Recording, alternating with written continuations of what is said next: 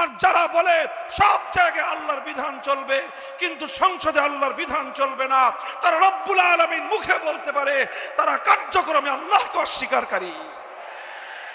যারা রব্বুল আলামিন পড়ে কিন্তু বলে আদালতে আল্লাহর আইন চলবে না, আদালতে চলবে সংসদ প্রণীত আইন, আল্লাহর আইনের বিরুদ্ধে আদালতকে যারা ভিন্ন আইনে পরিচালিত করে, তারা নিজেদেরকে মুসলমান বলে পরিচয় দিতে পারে কিন্তু তারা আল্লাহর একত্ববাদকে বিশ্বাসকারী নয়। কথাটা হালকা কথা নয়।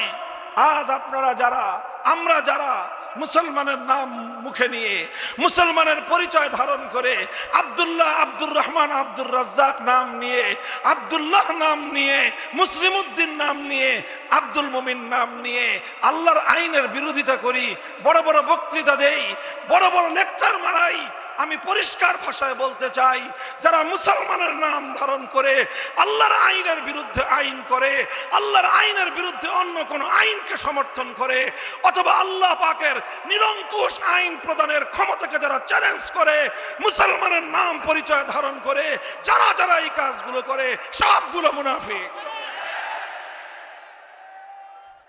বরং দিনের পথে চলতে গেলে, আল্লাহর দ্বীনকে দুনিয়াতে বিজয়ী করবার আন্দোলন সংগ্রাম, এই পথে যদি আপনি চলতে চান, এই পথটা কণ্টকাকীর্ণ পথ, এই পথটা রক্ত দেওয়ার পথ, এই পথটা জীবন দেওয়ার পথ, এই পথটা শাহাদাতের পথ, এই পথটা বড় বন্ধুর পথ। এই পথে পাড়ি দিতে হলে কখনো কারাগারের অন্ধকার প্রকোষ্ঠে নিক্ষিপ্ত হতে হবে, কখনো ফাঁসির কাষ্টে ঝুলতে হবে, কখনো জালিমের রক্তচক্ষুকে আপনাকে উপেক্ষা করতে হবে, কখনো আপনার উপর নানা রকম জুলুম আসবে, ফেরারি জীবন যাপন করতে হবে। দিন শেষে তারাই সফল কাম হবে, সমস্ত জুলুম, নির্যাতন, ত্যাগ আর কোরবানিকে হাসি মুখে বরণ করে নেবে, সত্যের পথ থেকে চুল পরিমাণ সরে যাবে না। আর যখনই তোমাদের আইন আল্লাহর কোন আইনের সঙ্গে সাংঘর্ষিক হবে, আল্লাহর কোন আইনের সঙ্গে কন্ট্রাডিক্টেড হবে, তুমি যত বড় কর্তৃপক্ষ হও না কেন, একজন আদনা ইমানদার স্পষ্ট ভাষায় তখন বলে দিবে, আল্লাহর আইনের বাইরে গিয়ে কোন আইন আমরা মানি না।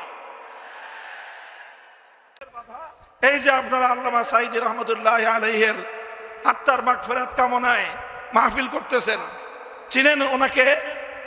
চিনেন আপনারা? কি হিসাবে চিনেন বলেন তো? কি হিসাবে? শুধু কোরআনের পাখি? কোরআনের পাখি এটা সহজ পরিচয়, কোরআনের পাখি সহজ পরিচয়, কিন্তু উনি ইস্তেকামতের সাথে থেকেছেন জীবনের শেষ মুহূর্ত পর্যন্ত। আমাদের জানা মতে এটা হলো কঠিন পরিচয়। আমি যখন 2013 সালে কারাগারে গিয়েছি, তখনও তিনি কারাগারে, তখন ওনার সম্পর্কে বিস্তারিত ডিটেলস শুনেছি যে কি কি লোভ লালসা ওনাকে দেওয়া হয়েছিল। তুমি তোমার পথ ছেড়ে দাও, তোমার জন্য অনেক বড় সম্মান অপেক্ষা করছে, তোমাকে অনেক কিছু দেওয়া হবে, রাষ্ট্রীয় এই দেওয়া হবে, এই সম্মান দেওয়া হবে, এই মর্যাদা দেওয়া হবে, এই দেওয়া হবে। সব লোভ লালসাকে তিনি দুপায়ে দলেছেন, লোভ লালসাকে তিনি কবর রচনা করেছেন, ইস্তেকামতের সাথে ঈমানের পথে ছিলেন। জেলখানায় পয়জন দিয়ে মানুষকে হত্যা করা, শহীদ করা, দ্বীনের দায়ী, দ্বীনের ঝান্ডাবাহী, একত্ববাদের ঝান্ডাবাহী, আল্লাহর দ্বীনের ঝান্ডা বুলন্দকারীদেরকে কারাগারের অন্ধকার প্রকোষ্ঠে নির্মমভাবে হত্যা করার ইতিহাস নতুন নয়, এই ইতিহাস নতুন নয়। দেশে এখনো অনেক, দেশের বিরুদ্ধে অনেক ষড়যন্ত্র চলছে, ইসলামের বিরুদ্ধে অনেক ষড়যন্ত্র চলছে। আমরা যারা যারা বিগত 15 বছর নির্যাতিত হয়েছি, আমি সকলকে বলবো, এখনই আমাদের মধ্যে বিভেদ এবং প্রতিযোগিতা, প্রতিদ্বন্দ্বিতার দেয়াল তৈরি করা ঠিক হবে না। সকলের মধ্যে এখনো ঐক্যের একটা সীসাডালা প্রাচীর তৈরি করতে হবে। মনে রাখতে হবে, পরাজিত পতিত শক্তি কিন্তু বসে নাই, তাদের সাহায্যকারীরা কিন্তু বসে নাই, তাদের প্রভু যাদের নির্দেশে এদেশের ইসলামকে ধ্বংস করার পায়তারা চালিয়েছিল, তারা কিন্তু হাত গুটিয়ে নেয় নাই, তাদের ষড়যন্ত্রের জাল কিন্তু বুনছে তারা। কাজী আমাদেরকে ধৈর্যের সাথে, সহনশীলতার সাথে, আরো ধীরস্থিরতার সাথে পথ চলতে হবে ইনশাআল্লাহ। জোর করে নয়, গায়ের জোরে নয়, বরং খ্রিস্টানরা তারা তাদের ধর্মীয় উপাসনালয় ত্যাগ করে মুসলমানদের কাছে স্থাপনা হিসাবে বিক্রি করে দিচ্ছে। মুসলমানরা গির্জাকে সংস্কার করে মসজিদ বানাচ্ছে, যেখানে শত বছর পর্যন্ত আল্লাহু আকবারের আজানের ধ্বনি নিষিদ্ধ ছিল। আজ ইউরোপের শহরে শহরে আল্লাহু আকবারের আজানের আওয়াজ উচ্চারিত হচ্ছে। এই আওয়াজ শুরু হয়েছে, থামবে না। সারা দুনিয়ায় আল্লাহর দ্বীন বিজয়ী হবে, ইসলামের পতাকা উড্ডীন হবে ইনশাআল্লাহ। আসসালামু আলাইকুম ওয়া রাহমাতুল্লাহ। ইন্নাল হামদালিল্লাহ নাহমাদুহু ওয়া নাস্তাঈনুহু ওয়া নাস্তাগফিরুহু ওয়া নু'মিনু বিহি ওয়া নাতাওয়াক্কালু আলাইহি ওয়া নাশহাদু আন লা ইলাহা ইল্লাল্লাহু ওয়াহদাহু লা শারীকা লাহু ওয়া নাশহাদু আন্না সাইয়্যিদানা ওয়া মাওলানা মুহাম্মাদান আবদুহু ওয়া রাসূলুহু সাল্লাল্লাহু তাআলা আলাইহি ওয়া আলা আলিহি ওয়া আসহাবিহি ওয়া বারাকা ওয়া সাল্লামা তাসলিমান কাসীরা। আম্মা বা'দু ফাআউযু বিল্লাহি মিনাশ শাইতানির রাজীম। বিসমিল্লাহির রহমানির রহিম। إن الذين قالوا ربنا الله ثم استقاموا فلا خوف عليهم ولا هم يحزنون أولئك أصحاب الجنة خالدين فيها جزاء بما كانوا يعملون بارك الله لنا ولكم في القرآن العظيم ونفعنا وإياكم بالآيات والذكر الحكيم اللهم صل على محمد وعلى آل محمد كما صليت على إبراهيم وعلى آل إبراهيم إنك حميد مجيد اللهم بارك على محمد وعلى آل محمد كما باركت على إبراهيم وعلى آل إبراهيم إنك حميد مجيد محترم حضرات علماء کرام، সম্মানিত মুরব্বী সাহাবান, সমবেত ইসলাম প্রিয়, কোরআন প্রেমিক, নবী প্রেমিক, তাওহীদি মুসলমান ভাই ও বন্ধুগণ, পর্দার অন্তরাল ও বাসাবাড়িতে অবস্থানরত আমার সম্মানিত মা ও বোনেরা, আল্লাহ পাক রব্বুল আলামিনের শুকর গুজারি আদায় করছি যে বাংলাদেশের এক সীমান্তবর্তী প্রান্তিক এলাকায়, একটি ঐতিহাসিক এলাকায় আল্লাহ রাব্বুল ইজ্জত আমাদেরকে পবিত্র কোরআনে পাকের মাহফিলে, কোরআনের তাফসীর মাহফিলে সমবেত হওয়ার তৌফিক দান করেছেন। নেককার আল্লাহওয়ালাদের সোহবতে জীবনের কিছু সময় অতিক্রম করার সুযোগ করে দিয়েছেন। রব্বে করিমের বড়ই মেহেরবানি। এই জন্য আল্লাহ রাব্বুল আলামিনের দরবারে কালিমাতুশ শুকরের হাদিয়া পেশ করি, আলহামদুলিল্লাহ। আপনাদের এই এলাকা ঝিকরগাছার অন্তর্ভুক্ত। ঝিকরগাছা নামটা আমাদের কাছে অনেক ঐতিহাসিক একটা নাম। এই নাম শুনেছি সর্বপ্রথম আমি 1993 সালে।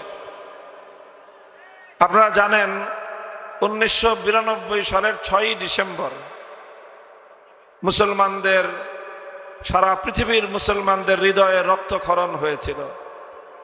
সারা দুনিয়ার মুসলমানরা আহত হয়েছিল, তাদের হৃদয়ের রক্ত ঝরেছিল। কারণ মুসলমানদের 500 বছরের প্রাচীন সেজদাগাহ, নামাজের জায়গা, আল্লাহর পবিত্র ঘর, মসজিদ, যেটা কালের হাজারো ঝড় ঝাপটা মোকাবেলা করে মাথা উঁচু করে দাঁড়িয়েছিল, মোগল সাম্রাজ্যের স্থপতি বাদশাহ বাবরের প্রতিষ্ঠিত ঐতিহাসিক বাবরি মসজিদ। এই বাবরি মসজিদটিকে উগ্র হিন্দুত্ববাদীরা সাম্প্রদায়িক আক্রমণের মাধ্যমে সম্পূর্ণ অন্যায়ভাবে অযৌক্তিকভাবে শুধুমাত্র গায়ের জোরে তারা এই বাবরি মসজিদকে শহীদ করে 92 সালের 6ই ডিসেম্বর। বাবরি মসজিদ শহীদ হওয়ার পর সারা পৃথিবীতে মুসলমানরা আহত হয়, ক্ষতবিক্ষত হয়, হৃদয়ে রক্তক্ষরণ হয়। এই বাবরি মসজিদকে পুনর্নির্মাণ করার জন্য সারা দুনিয়া থেকে মুসলমানরা দাবি উত্থাপন করে এবং সারা দুনিয়াতেই বিক্ষোভ হয়। এর মধ্যে সবচেয়ে বড় বিক্ষোভ হয়েছিল আলহামদুলিল্লাহ বাংলাদেশে। সেই বিক্ষোভের নেতৃত্ব দিয়েছিলেন আমার আব্বাজান মরহুম শাইখুল হাদিস আল্লামা আজিজুল হক রহমতুল্লাহ আলাইহি। তিনি 1993 সালের 2রা জানুয়ারি ঢাকার বাইতুল মোকাররম দক্ষিণ গেট থেকে যাত্রা শুরু করেছিলেন যে আমরা অযোধ্যা যাব এবং আমরা বাবরি মসজিদ নির্মাণ করব। 2 জানুয়ারির 2 তারিখ থেকে 2 দিন সফর করে যশোর খুলনা বাস স্ট্যান্ডে এসে আমরা পৌঁছেছিলাম 4 জানুয়ারি মাসের 4 তারিখ সকাল 9টায় যশোরের যে কেন্দ্রীয় বাস স্ট্যান্ড সেখান থেকে পায়ে হেঁটে লক্ষ লক্ষ মানুষ, বিশ্ব মিডিয়ার ভাষ্য মতে 5 লক্ষাধিক মানুষ, নুরানি কাফেলা, ইমানদার তৌহিদি জনতা আল্লাহর ঘর বাবরি মসজিদকে আবার নির্মাণ করার ইমানি জজবা নিয়ে যাত্রা শুরু করেছিল ভারতের অযোধ্যা অভিমুখে।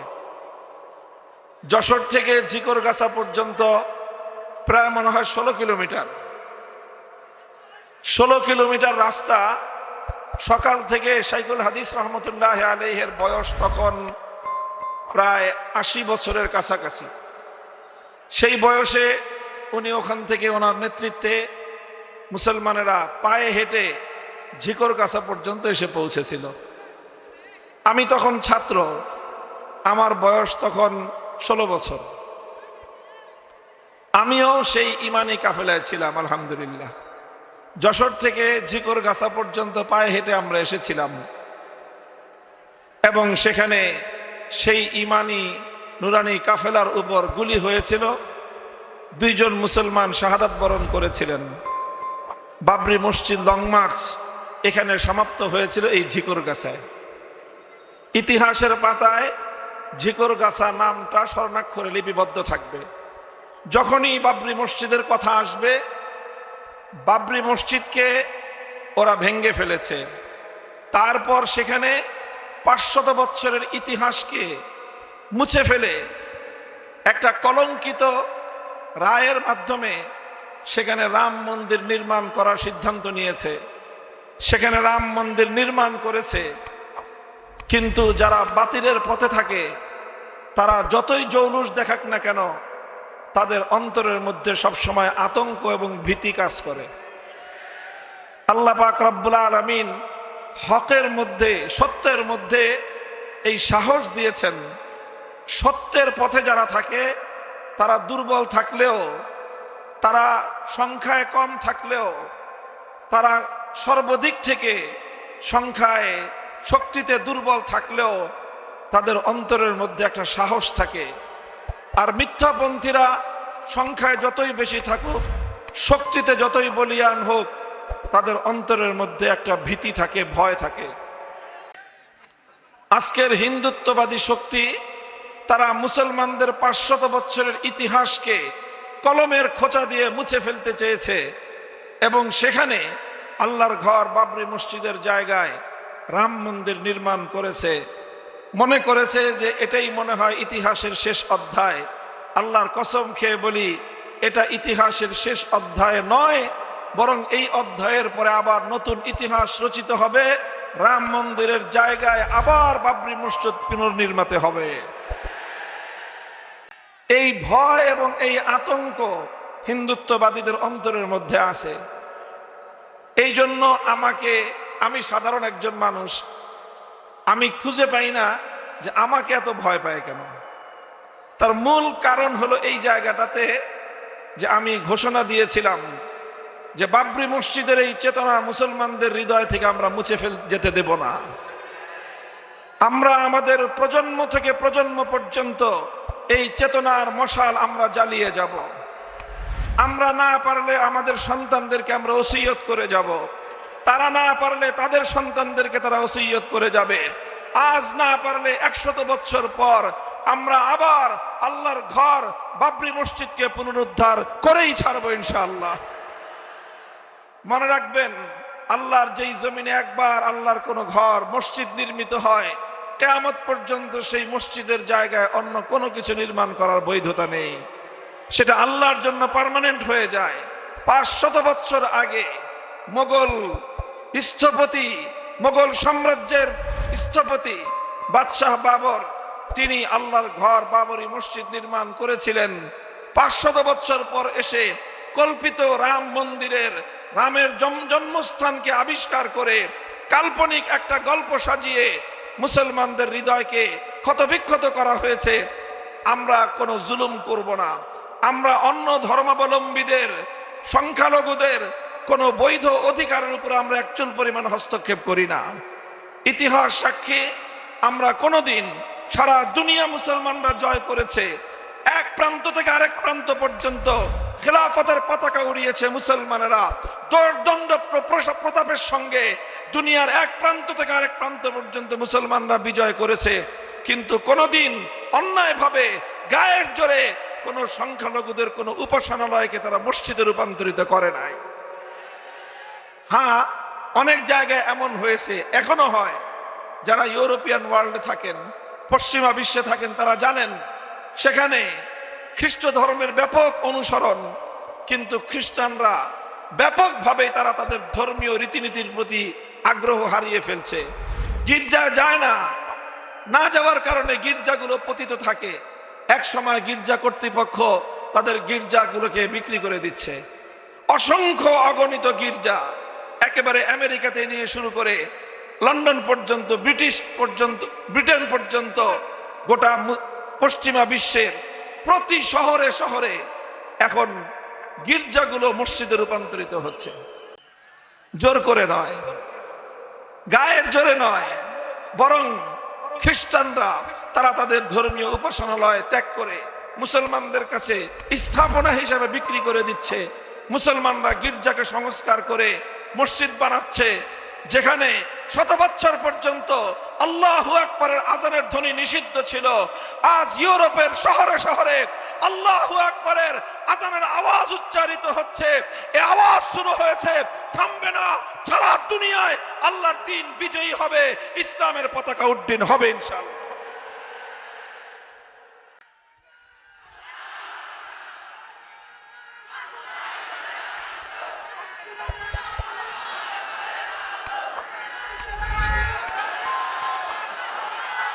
মুহতারাম হাজিরিন, কথা হলো, এইটা একটা প্রসঙ্গ বললাম।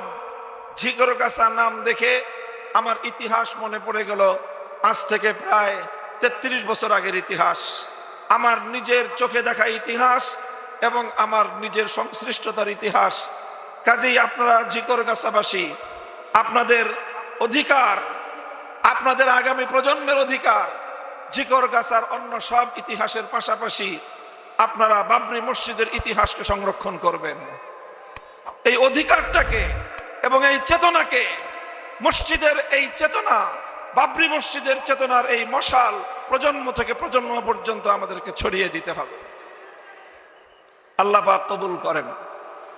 মুহতারাম হাজিরিন, আজকে আমার এই আপনাদের মাঝে আসার উপলক্ষ তৈরি করেছেন আপনাদের সকলের জনপ্রিয়, আমাদের অত্যন্ত শ্রদ্ধা ব্যক্তিত্ব, বাংলাদেশের ওনার একজন শিল্পপতি হিসেবে পরিচয় দিয়েছেন। আমি বলি যে না, শিল্পপতি ওনার প্রধান পরিচয় নয়, মানুষের কল্যাণ, মানব সেবা হলো ওনার প্রধান পরিচয়। আল্লাহ পাক দুনিয়ার সম্পদ অনেককেই দেন, কিন্তু সবাইকে সেই সম্পদ মানবতার জন্য, ইসলামের জন্য, মানুষের কল্যাণে ব্যয় করার তৌফিক আল্লাহ সকলকে দেন না। এটা আল্লাহ যাকে দেন, যাদেরকে দেন, তারা পরম সৌভাগ্য লাভ করে। ডক্টর মহিউদ্দিন সাহেব, আমি দোয়া করি আল্লাহ পাক রব্বুল আলামিন এই যে কল্যাণ ওনাকে দিয়েছেন, এই কল্যাণটা আরো বৃদ্ধি করে দেন।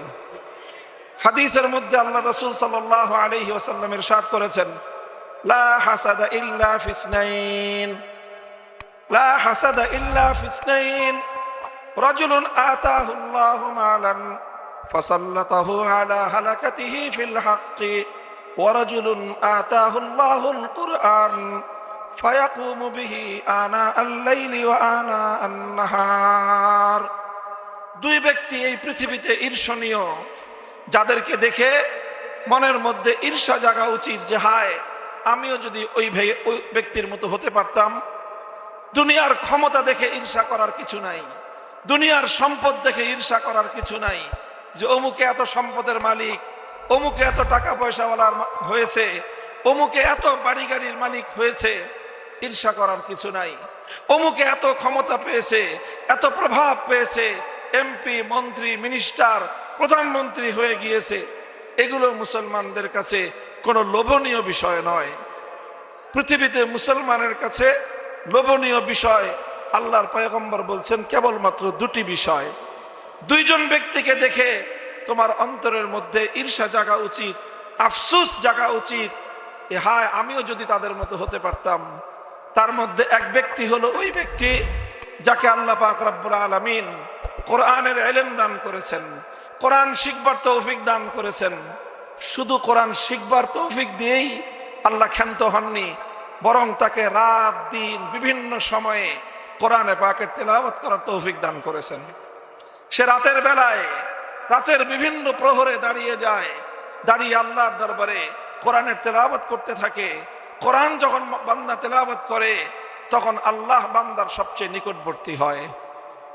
লক্ষ্য করে দেখেন, বান্দা আল্লাহর সবচেয়ে বেশি নিকটবর্তী হয় কখন?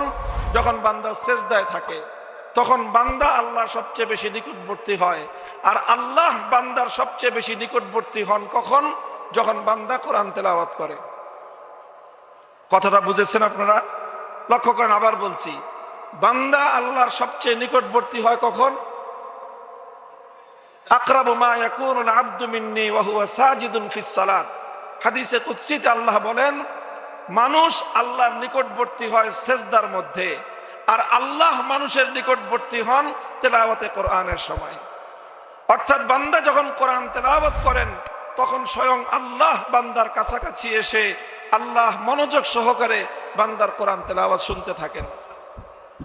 আলহামদুলিল্লাহ, আল্লাহ তৌফিক যাদেরকে দিয়েছেন, যারা হকের পথে চলতে চান, দ্বীনের পথে চলবেন, আল্লাহ যাদেরকে এই হিম্মত দান করেছেন, আপনাদেরকে উৎসাহ দেওয়ার জন্য, প্রেরণা দেওয়ার জন্য আমি বলছি, এই যে আজকে এখানে বেছে বেছে ওই সমস্ত হুজুরদেরকে দাওয়াত দেওয়া হয়েছে যাদের নামের আগে একটা ডিগ্রি আছে। কি আছে? কি ডিগ্রি জানেন? মাওলানা না, আলহাজ না, মুফতি না, মুহাদ্দিস না, তাদের নামের আগে জেলখাটা ডিগ্রি আছে। এই বেছে বেছে জেলখাটা হুজুরদেরকে এখানে দাওয়াত দেওয়া হয়েছে। এই জন্য আমি ওনাদেরকে ধন্যবাদ জানাই, যে এটা একটা অনেক বড় বৈশিষ্ট্য, আল্লাহর দ্বীনের জন্য ত্যাগ স্বীকার করতে পারা, আল্লাহর দ্বীনের জন্য কোরবানি করতে পারা। এই যে আমার ভাই মাগরিবের আগে আপনাদের সামনে বয়ান করেছেন হযরত মাওলানা মুফতি আমির হামজা হাফিজাহুল্লাহ তাআলা, আমরা একসাথে প্রায় 3 বছর ছিলাম। আল্লাহ পাক আমার ওই ভাইকেও কোরআন হেফজ করার তৌফিক দিয়েছেন, আমাকেও কোরআন হেফজ করার তৌফিক দিয়েছেন। আমাদের দুই ভাইয়ের মধ্যে একটা অলিখিত প্রতিযোগিতা ছিল, এটা আমি আজকে আপনাদের সামনে ফাঁস করে যাই। সেটা আমি লক্ষ্য করতাম যে মাওলানা আমির হামজা সারাদিন কোরআন তেলাওয়াত করতেছে, আমি দিনের বেলায় বেশি পারতাম না, এই জন্য আমি তাকে টপকে আগে যাওয়ার জন্য রাতের বেলায় বেশি তেলাওয়াত করতাম। তো এই যে একটা প্রতিযোগিতা ছিল আমাদের মধ্যে, যে অন্তত সপ্তাহে 1 খতমের বেশি তেলাওয়াত করতেই হবে। তো এইভাবে 3টা বছর আলহামদুলিল্লাহ কোরআন তেলাওয়াতের মাধ্যমে আমাদের কারাগারের কঠিন সময়গুলো মধুর সময়ে পরিণত হয়েছে। কোরআনের তেলাওয়াত যদি না থাকতো তাহলে কারা জীবনের এই কঠিন সময়গুলো আমাদের জন্য আরো বেশি কঠিন হতো। এই জন্য আপনাদেরকে বলি, যারা হকের পথে চলেন, যদি চিন্তা করেন যে সব সময় খালি আপনার সামনে ফুল বিছানো পথ থাকবে, লাল গালিচার সংবর্ধনা থাকবে, ব্যাপারটা কখনোই এমন হবে না।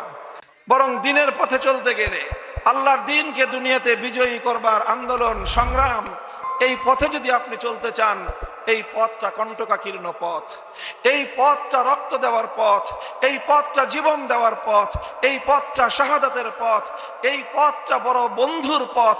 এই পথে পাড়ি দিতে হলে কখনো কারাগারের অন্ধকার প্রকোষ্ঠে নিক্ষিপ্ত হতে হবে, কখনো ফাঁসির কাষ্ঠে ঝুলতে হবে, কখনো জালিমের রক্তচক্ষুকে আপনাকে উপেক্ষা করতে হবে, কখনো আপনার উপর নানা রকম জুলুম আসবে, ফেরারি জীবন যাপন করতে হবে। দিন শেষে তারাই সফল কাম হবে, সমস্ত জুলুম নির্যাতন ত্যাগ আর কোরবানিকে হাসি মুখে বরণ করে নেবে, সত্যের পথ থেকে চুল পরিমাণ সরে যাবে না। এই জন্য কোরআনকে, আল্লাহর পবিত্র কোরআনকে পক্ষে ধারণ করুন। যার পক্ষে যতটুকু সম্ভব হয় কোরআন শিক্ষা করুন, কোরআন মুখস্থ করুন।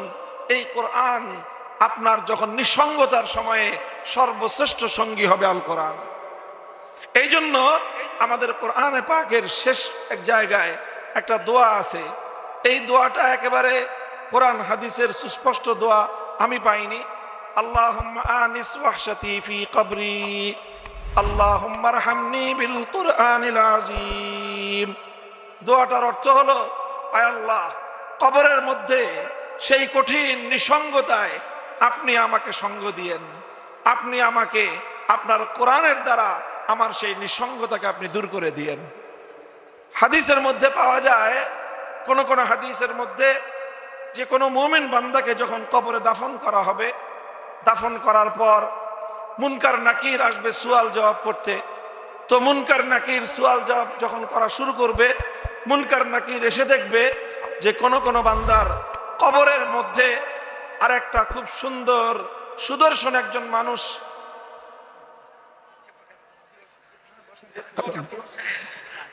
একজন সুদর্শন মানুষ কবরের মধ্যে মৃত ব্যক্তির পাশে দাঁড়িয়ে আছে। তখন মুনকার নাকির ওই ব্যক্তিকে বলবে যে, ভাই তুমি এখানে কেন?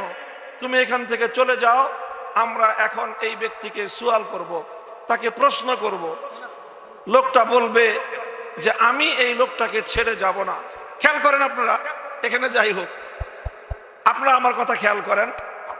মুনকার নাকির যখন তাকে বলবে যে এখন তো এই লোকের প্রশ্ন হবে, তুমি এখানে আছো কেন?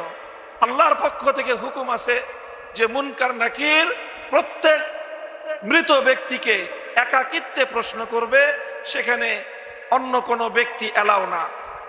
দেখেন না, গুরুত্বপূর্ণ জায়গায় যখন ভাইবা পরীক্ষা হয়, সর্বশেষ ভাইবা পরীক্ষা হয় না, রিটেন পরীক্ষা হওয়ার পরে যারা পাস মার্ক পায় তাদের তো আবার ভাইবা দিয়ে তারপরে চাকরি ফাইনাল করতে হয়। তো ভাইবার সময় পরীক্ষক থাকে অনেকজন, পরীক্ষার্থী থাকে একজন। কথা ঠিক কিনা? তো কবরের মধ্যে এটা ফাইনাল ভাইবা পরীক্ষা। এই পরীক্ষার সময় পরীক্ষক দুইজন, পরীক্ষার্থী একজন। লিখিত নয়, পরীক্ষা হবে মৌখিক, প্রশ্নের জবাব দিতে হবে। প্রশ্ন কয়টা? প্রশ্ন? 3 প্রশ্ন।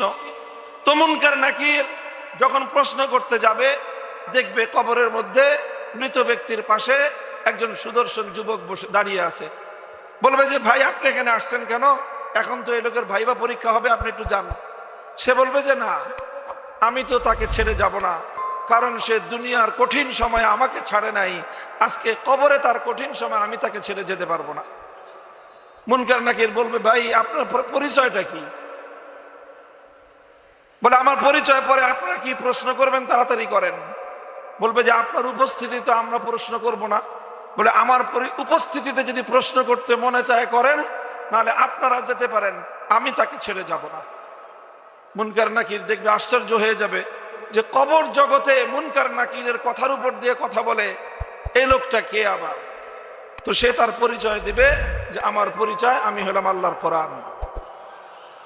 আমাকে আল্লাহ পাক এই আকৃতি দিয়ে আজ এই মৃত ব্যক্তিকে তার কঠিন দুঃসময়ে তার পাশে দাঁড়ানোর জন্য আল্লাহ আমাকে পাঠিয়ে দিয়েছেন। মুনকার নাকির আল্লাহর কাছে বলবে যে আল্লাহ, সমস্যা তো হয়ে গেছে। কি সমস্যা? বলে যে এই লোকের প্রশ্নের নিয়ম তো হলো একই তাকে প্রশ্ন করতে হবে, কিন্তু এই কোরআন তো বলতেছে যে সে তাকে ছেড়ে যাবে না। আল্লাহ তখন ফয়সালা দিবেন যে দেখো, কোরআন আমার সিফাত, কোরআন আমার কালাম, আমি কোরআনের কোনো কথা অপূর্ণ রাখতে পারবো না। কাজেই কোরআন যা বলে সেটা মেনেই তোমরা এই ব্যক্তিকে সুয়াল জবাব করো। মুনকার নাকির তাকে একটা সুয়াল করবে, আর কোরআন তাকে সুয়ালের জবাব শিখাই দেবে। তিনও পরীক্ষার প্রশ্ন শিখাই দিবে কোরআন, আর মৃত ব্যক্তি সমস্ত প্রশ্নের জবাব দিয়ে দিবে।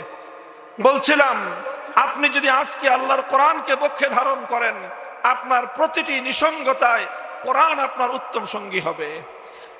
যদি কাউকে অন্ধকার কারা প্রকোষ্ঠে নিক্ষেপ করা হয়, তাহলে এই কোরআন তার জন্য সর্বশ্রেষ্ঠ উত্তম সঙ্গী। কবরের মধ্যে অন্ধকার গহীন কবরে কোরআন হলো সর্বশ্রেষ্ঠ এবং উত্তম সঙ্গী। আল্লাহ আমাদের সকলকে কোরআনের সঙ্গে, পবিত্র কোরআনে পাকের সঙ্গে গভীর সম্পর্ক করার তৌফিক দান করেন। বলছিলাম দুইটি সিফাত। এক নম্বর হলো, যে ব্যক্তি কোরআনে পাক শিখলো এবং রাত দিন বিভিন্ন সময়ে কোরআনের তেলাওয়াত নিয়ে দাঁড়িয়ে থাকলো, নামাজের মধ্যে দাঁড়িয়ে দাঁড়িয়ে আল্লাহর কোরআন তেলাওয়াত করলো, এই ব্যক্তিকে যদি তোমরা কেউ দেখো, তাহলে তোমাদের ঈর্ষা হওয়া উচিত, লোভ হওয়া উচিত, যে ওই ব্যক্তি, ওই ভাই যেভাবে কোরআন পড়তে পারে, আমি তো দুনিয়ার অনেক কিছু পারি, আমি তো দুনিয়ার সায়েন্স পারি, আমি তো দুনিয়ার ভাষা বিজ্ঞানের মধ্যে আমি অনেক উৎকর্ষ সাধন করেছি, ভাষা জানি, বিজ্ঞান জানি, সব জানি, কিন্তু আমি তো তার মতো ঘন্টার পর ঘন্টা কোরআন তেলাওয়াত করতে পারি না। এই আক্ষেপ আমাদের সকলের হওয়া উচিত। এটা হলো এক নম্বর, যাকে আল্লাহ কোরআন দিয়েছেন এবং রাত দিনে নানা সময়ে দাঁড়িয়ে বসে আল্লাহর কোরআন তেলাওয়াত করার তৌফিক দিয়েছেন, তার এই তেলাওয়াত দেখে সমস্ত ইমানদারদের অন্তরে লোভ এবং আক্ষেপ হওয়া উচিত। আরেক ব্যক্তি হলো ওই ব্যক্তি যাকে আল্লাহ পাক সম্পত্তি দিয়েছেন, আর সম্পত্তি যেই পরিমাণ দিয়েছেন তার চেয়েও বেশি হকের পথে সম্পত্তি ব্যয় করার তৌফিক আল্লাহ দিয়েছেন। আল্লাহ পাক রব্বুল আলামিন আমাদের আজকের এই মাহফিলের প্রধান উদ্যোক্তা জনাব ডাক্তার মহিউদ্দিন সাহেব, ওনার আল্লাহ রব্বুল আলামিন এই বৈশিষ্ট্য আল্লাহ দান করেছেন। এই বৈশিষ্ট্যকে আল্লাহ আরো বৃদ্ধি করে দেন। ওনার নসল এবং ওনার বংশের মধ্যেও যেন এই ধারাবাহিকতা অব্যাহত থাকে। আল্লাহ তাদেরকে দিয়ে যেন দ্বীনের খিদমত আরো বেশি বেশি গ্রহণ করেন। আমি আপনাদের সম্মুখে কোরআনে পাকের সূরা আহকাফ থেকে 13-14 নম্বর আয়াত খান দুটি তেলাওয়াত করেছি। এই দুই আয়াত সম্পর্কে অল্প কয়েকটি কথা আমি আপনাদের সম্মুখে আরজ করব। আল্লাহ পাক রব্বুল আলামিন এখানে মুমিনের মধ্যে দুইটি বৈশিষ্ট্যের কথা বলেছেন। আল্লাহ বলছেন, ইন্নাল্লাযীনা ক্বালু রাব্বুনাল্লাহ সুম্মা ইসতাকামু ফালা খাউফুন আলাইহিম ওয়ালা হুম ইয়াহজানুন। যে সকল ঈমানদাররা দুটি বৈশিষ্ট্য হাসিল করবে, দুইটি বৈশিষ্ট্য অর্জন করবে, তাদের জন্য ভয়ের কোনো কারণ নাই, চিন্তার কোনো কারণ নাই, টেনশনের কোনো কারণ নাই। দুনিয়ার বিপদ, কবরের বিপদ, হাসরের বিপদ, সকল বিপদ পার করে জান্নাত পর্যন্ত পৌঁছায় দেওয়া আল্লাহর জিম্মাদারি। আর সূরা হামিম সাজদার মধ্যে আল্লাহ পাক এই বৈশিষ্ট্য সম্পন্ন ব্যক্তিদের ব্যাপারে আরো একটা সুসংবাদ দিয়েছেন, তাতানাজ্জালু আলাইহিমুল মালাইকা। দুটি বৈশিষ্ট্যের কথা আল্লাহ বলেছেন। যারা এই দুই বৈশিষ্ট্য অর্জন করতে পারবে, তাদের নিকট দুনিয়ার এই জীবনে মৃত্যুর আগেই আল্লাহর পক্ষ থেকে তাদের নিকট একদল ফেরেশতা এসে হাজির হবে। ফেরেশতারা এসে তাদেরকে বলবে, আল্লাহ তাখাফু ওয়ালা তাহজানু ওয়া আবশিরু বিল জান্নাতিল্লাতী কুনতুম তুআদুন। তোমাদের কোনো ভয় নাই, কোনো টেনশন নাই। অভয় বাণী শোনাবে, সঙ্গে সঙ্গে আরেকটা শুভ সংবাদ দিবে। সেটা হলো আল্লাহর পক্ষ থেকে আমি তোমার কাছে আমরা জান্নাতের সুসংবাদ নিয়ে এসেছি। দুনিয়াতেই একদল ফেরেশতা এক শ্রেণীর মানুষের কাছে এই বার্তাটা নিয়ে আসে। একটা হলো অভয় বাণী, টেনশন নাই, আর একটা হলো সুসংবাদ। কিসের সুসংবাদ? কি বললাম? কিসের সুসংবাদ? জান্নাতের সুসংবাদ, বেহেশতের সুসংবাদ। এটা দুনিয়াতেই আসে। কখন আসে? ঠিক মৃত্যুর আগ মুহূর্তে। মৃত্যুর আগ মুহূর্তে যখন মানুষ প্রচন্ড বিপদগ্রস্ত হয়, ভয়াবহ এক কঠিন ভীতির সম্মুখীন হয়, ওই সময়ে কিছু মানুষের কাছে এই নুরানি ফেরেশতারা অভয় বাণী নিয়ে আসে আর জান্নাতের সুসংবাদ নিয়ে আসে। আমরা কারা কারা মৃত্যুর মুহূর্তে আল্লাহর পক্ষ থেকে ফেরেশতাদের মাধ্যমে এই অভয় বাণী আর সুসংবাদের বার্তা শুনতে চাই? এটা হাত তুলেন তো। আল্লাহ কবুল করেন।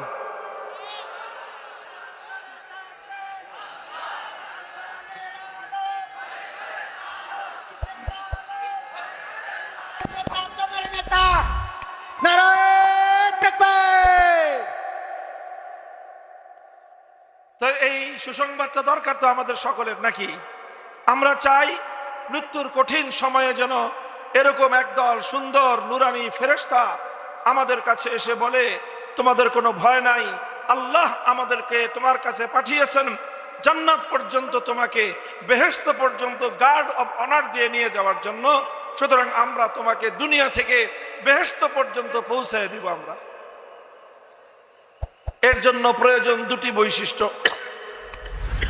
কয় বৈশিষ্ট্য? দুটি বৈশিষ্ট্যের প্রয়োজন।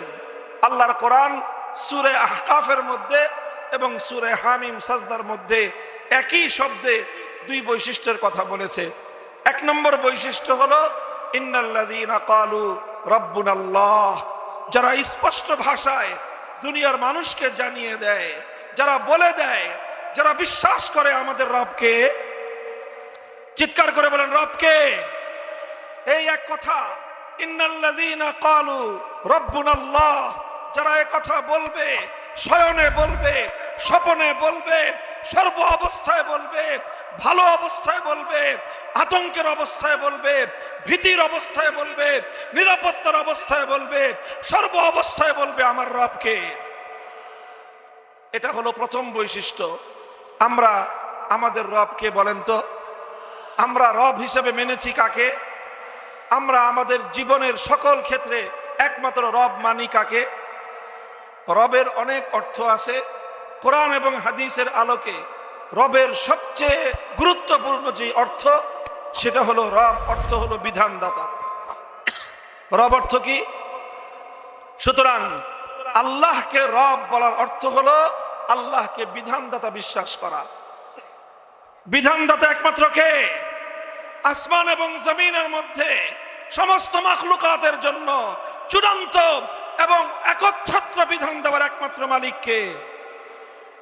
অন্য কেউ আল্লাহর কোনো বিধানকে চ্যালেঞ্জ করতে পারবে না। আল্লাহর বিধানের বাইরে গিয়ে কেউ কোনো বিধান দিতে পারবে না। যে কেউ কোনো আইন করতে পারে, অন্য যে কেউ কোনো বিধিবিধান তৈরি করতে পারে। একটা কর্তৃপক্ষ, একটা প্রতিষ্ঠানের কর্তৃপক্ষ কিছু আইন তৈরি করতে পারে, অধিকার তার আছে। একজন অভিভাবক তার অভিভাবকত্বে থাকা একজন সন্তান বা ছোটর উপর কিছু আইন তৈরি করতে পারে। একজন বাবা তার সন্তানের জন্য কিছু আইন করতে পারে। একজন শিক্ষক তার ছাত্রের জন্য কিছু আইন করতে পারে। একটা রাষ্ট্র তার নাগরিকদের জন্য কিছু আইন তৈরি করতে পারে।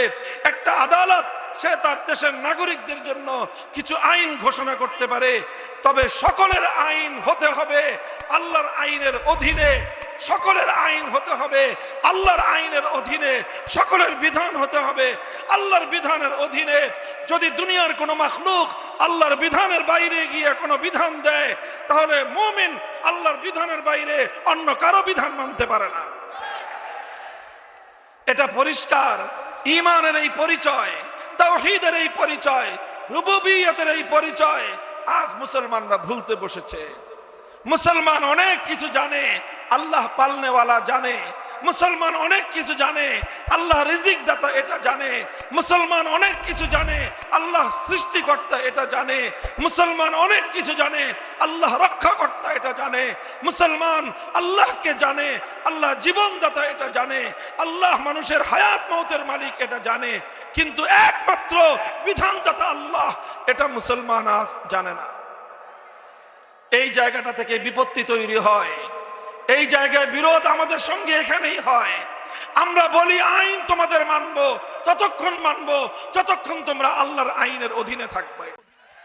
আর যখনই তোমাদের আইন আল্লাহর কোন আইনের সঙ্গে সাংঘর্ষিক হবে, আল্লাহর কোন আইনের সঙ্গে কন্ট্রাডিক্টেড হবে, তুমি যত বড় কর্তৃপক্ষ হও না কেন, একজন আদনা ইমানদার স্পষ্ট ভাষায় তখন বলে দিবে আল্লাহর আইনের বাইরে গিয়ে কোন আইন আমরা মানি না।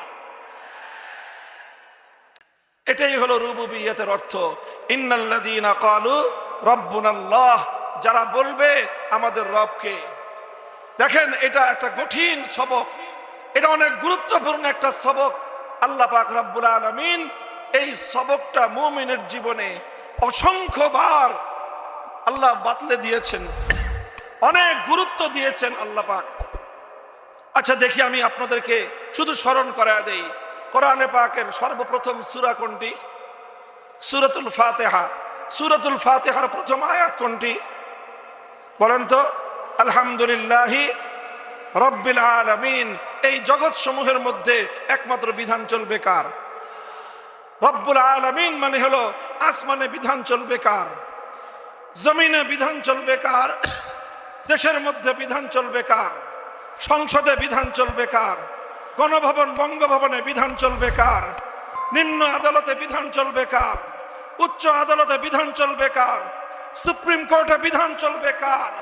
যারা সর্বত্র আল্লাহর বিধানদাতা মানে তারাই আল্লাহকে রব্বুল আলামিন মানে। আর যারা বলে সব জায়গায় আল্লাহর বিধান চলবে কিন্তু সংসদে আল্লাহর বিধান চলবে না, তারা রব্বুল আলামিন মুখে বলতে পারে, তারা কার্যক্রমে আল্লাহকে অস্বীকারী। যারা রব্বুল আলামিন পড়ে কিন্তু বলে আদালতে আল্লাহর আইন চলবে না, আদালতে চলবে সংসদ প্রণীত আইন, আল্লাহর আইনের বিরুদ্ধে আদালতকে যারা ভিন্ন আইনে পরিচালিত করে তারা নিজেদেরকে মুসলমান বলে পরিচয় দিতে পারে কিন্তু তারা আল্লাহর একত্ববাদকে বিশ্বাসকারী নয়। তাহলে কোরআন শুরু হলো কিসের শিক্ষার মাধ্যমে? আলহামদুলিল্লাহি, জোরে বলেন আলহামদুলিল্লাহি রব্বিল আলামিন। প্রথম শিক্ষাটা কি হলো? রবকে। এরপরে পূর্ণ কোরআনে অসংখ্যবার আল্লাহকে রব বলা হয়েছে, রব বলা হয়েছে, রব বলা হয়েছে। সর্বশেষ যেই সূরার মাধ্যমে কোরআনে পাক শেষ হলো সেই সূরাটার নাম কি? সূরা নাস। সূরা নাসের প্রথম আয়াত কি? কুল আউযু। কুল আউযু। মানুষের রবকে, মানুষের রবকে। কোরআনের শুরুতেও রব্বুল আলামিনের শিক্ষা, কোরআনের শেষেও রব্বুল নাসের শিক্ষা, অর্থাৎ মানব জাতির জীবনে একমাত্র বিধান চলবে কার? গেল কোরআন। সূরা ফাতিহা প্রতিদিন একজন মুমিনকে 5 ওয়াক্ত নামাজে, 5 ওয়াক্ত নামাজে শুধু ফরজ নামাজ হলো ফজরে 2 রাকাত, জোহরে 4 রাকাত, আসরে 4 রাকাত 10 রাকাত, মাগরিবে 3 রাকাত 13 রাকাত, এশায় 4 রাকাত 17 রাকাত, আবার বিতরের 4 রাকাত 3 রাকাত, কত হলো? 20 রাকাত। কত হলো? 20 রাকাত। সুন্নতে মুআক্কাদা ফজরে 2 রাকাত, জোহরে 6 রাকাত 8 রাকাত, মাগরিবে 2 রাকাত 10 রাকাত, আর হলো এশায় 2 রাকাত 12 রাকাত।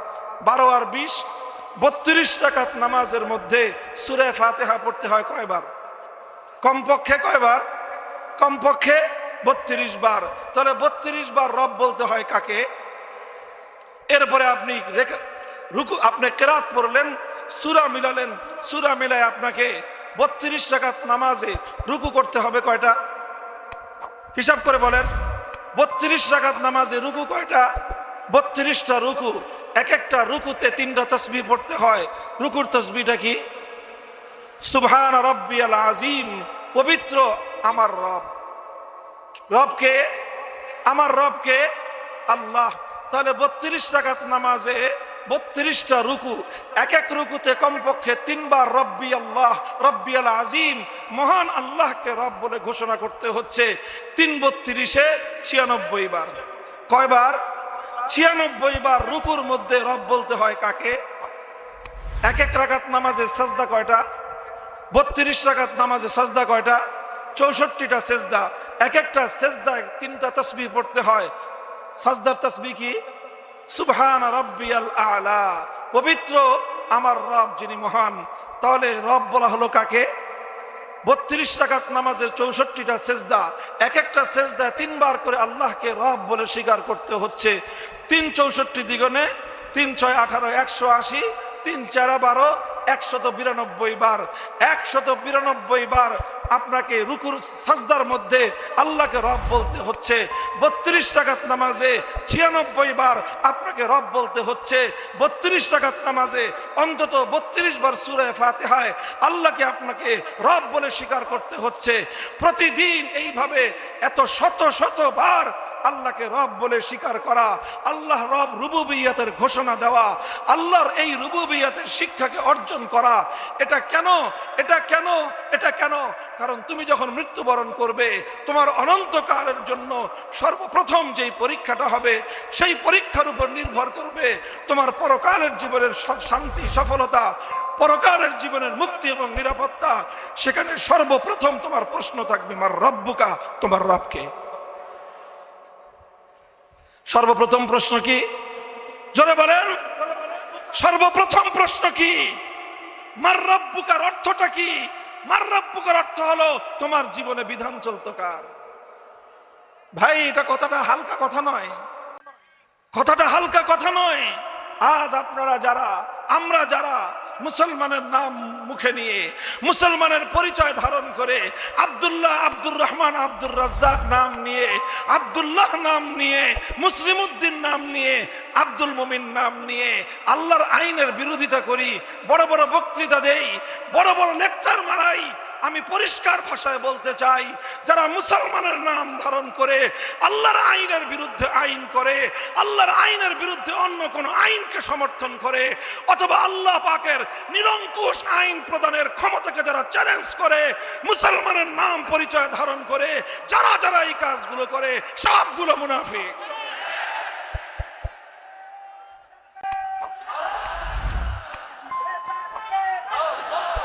আল কোরআনের আলো, আল হাদিসের আলো, আমার নেতা তোমার নেতা, আমার নেতা তোমার নেতা। লিল্লাহে তাকবীর, লিল্লাহে তাকবীর। সুতরাং আমাদের রবকে, আসমানের রবকে, জমিনের রবকে, কুল কায়নাতের রবকে, সমস্ত মাখলুকাতের রবকে, আসমানে বিধান চলবে কার? জমিনে বিধান চলবে কার? রাষ্ট্রে বিধান চলবে কার? আদালতে বিধান চলবে কার? সংসদে বিধান চলবে কার? এক আল্লাহর বিধান বাস্তবায়ন করবে যারা, আল্লাহর বিধান বাস্তবায়ন করার জন্য লড়াই করবে যারা, আল্লাহর বিধান বাস্তবায়নের জন্য জীবন দিবে যারা, তারাই একমাত্র ঈমানদার, তারাই একমাত্র ঈমানদার। তাকবীর। লড়াই লড়াই লড়াই চাই, শহীদ হয়ে বাঁচতে চাই। লড়াই লড়াই লড়াই চাই, নারায়ে তাকবীর। প্রথম বৈশিষ্ট্য হলো অকপটে স্বীকার করতে হবে, সারা দুনিয়াকে জানিয়ে দিতে হবে আমাদের রবকে। ইন্নাল্লাযীনা ক্বালু রাব্বুনাল্লাহ, যারা বলবে আমাদের রব হলো আল্লাহ, এটা হলো প্রথম বৈশিষ্ট্য। দ্বিতীয় বৈশিষ্ট্য হলো সুম্মাস্তাকামু, এক আল্লাহকে রব বলে ঘোষণা করার পর, এক আল্লাহ পাকের রুবুবিয়তের স্বীকৃতি দেওয়ার পর সুম্মাস্তাকামু, তাদের দ্বিতীয় বৈশিষ্ট্য হলো তারা এই রুবুবিয়তের ঘোষণার উপর ইস্তেকামতের সাথে থাকবে। কিসের সাথে? শব্দটা আপনারা শিখেন, এই শব্দটা, এটা আমার আলোচনার শেষ পয়েন্ট। কিসের সাথে থাকবে? কি বললাম? ইস্তেকামত। সবাই বলেন ইস্তেকামত। শব্দটা কি? ইস্তেকামতের সাথে যারা থাকবে, আল্লাহ পাক তাদের জন্য ওই শুভ সংবাদ রেখেছেন, তাদের জন্যই মুক্তি রয়েছে, তাদের জন্য আল্লাহর পক্ষ থেকে গার্ড অব অনার রয়েছে, তাদের জন্যই নুরানি ফেরেশতাদের কাফেলার আগমন ঘটবে, তাদের জন্যই দুনিয়া থেকে জান্নাত পর্যন্ত প্রত্যেকটি ঘাটিতে আল্লাহর পক্ষ থেকে গ্রেট রিসিপশনের ব্যবস্থা থাকবে, আল্লাহর পক্ষ থেকে এক মহা সাদর সম্ভাষণের ব্যবস্থা থাকবে। আল্লাহকে রব হিসাবে মানতে হবে, আল্লাহকে রব হিসাবে ঘোষণা দিতে হবে, অতঃপর ইস্তেকামতের সাথে থাকতে হবে। কিসের সাথে? জোরে বলেন কিসের সাথে? এখন আমি ছোট্ট করে ইস্তেকামত শব্দের অর্থ বুঝাবো, আমার আলোচনা শেষ। ইস্তেকামত শব্দের অর্থ বাংলায় বলা হয় দৃঢ়তা, অটলতা। আল্লাহকে রব বলে কচু পাতার পানির মতো হলে চলবে না। আল্লাহ কিন্তু রুবুবিয়তের সাথে ইস্তেকামতের কথা বলেছেন। এটা একটা তাৎপর্যময় বিষয়। ইস্তেকামতের কথা আল্লাহ কেন বললেন? কারণ আল্লাহ ভালো করেই জানেন, যারা এক আল্লাহর বিধান মানতে চাইবে তাদেরকে ধাক্কা দেওয়া হবে। যারা এক আল্লাহর বিধান দুনিয়াতে বাস্তবায়ন করতে চাইবে তাদের সঙ্গে অনেক বাধা বিপত্তি আসবে, অনেক ঝড় ঝাপটা আসবে। এই বাধা বিঘ্ন, এই প্রত্যেকটি ঝড় ঝাপটার সামনে কচু পাতার পানির মতো হলে চলবে? বলেন, কচু পাতার উপরে পানি যখন থাকে, পানি কিন্তু দেখতে খুব সুন্দর দেখা যায়, কথা ঠিক কিনা? কচু পাতার পানি দেখতে খুব সুন্দর দেখা যায়, কিন্তু সামান্য একটু ধাক্কা লাগলেই সেই পানি আর থাকে? সেই পানি পড়ে যায়।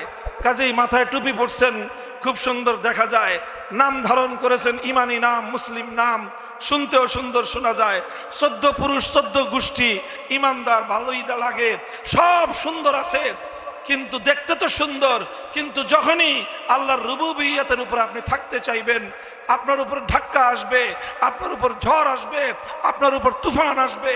আপনার ইমান যদি তখন কচু পাতার পানির মতো হয়, তাহলে ওই ইমান দিয়ে আখিরাত তো দূরের কথা, দুনিয়াতেও ইমানদারির পরিচয় ধরে রাখা যাবে না। এই জন্য কিসের সাথে থাকতে হবে? ইস্তেকামতের সাথে থাকতে হবে।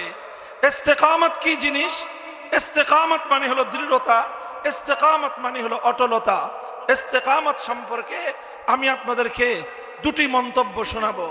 একটি মন্তব্য হলো শাইখুল ইসলাম ইবনে তাইমিয়া রাহমাতুল্লাহি আলাইহি বলেছেন, আল ইস্তেকামাতু আফজালুল কারামা। আল ইস্তেকামাতু আফজালুল কারামা। আমরা দুনিয়াতে যারা আল্লাহওয়ালা হয়, আল্লাহর খাস বান্দা, আল্লাহর পেয়ারা বান্দা, তাদের কারামত থাকে। তাদের কি থাকে? কারামত থাকে। আমরা বাংলায় বলি কেরামতি, অলৌকিক ক্ষমতা। এটা আল্লাহর পক্ষ থেকে দেওয়া হয়। কারামাতুল আউলিয়া হাক্কুন। মুসলমানদের একটা আকীদা হলো আল্লাহর পক্ষ থেকে আল্লাহর খাস বান্দাদেরকে অনেক অলৌকিক সক্ষমতা, অলৌকিক কাজ করার অলৌকিকতা আল্লাহ দান করে থাকেন। এই কারামাতকে বিশ্বাস করতে হয়, এটার মধ্যে শিরকের কোনো কিছু নাই। এটা হলো কারামাত।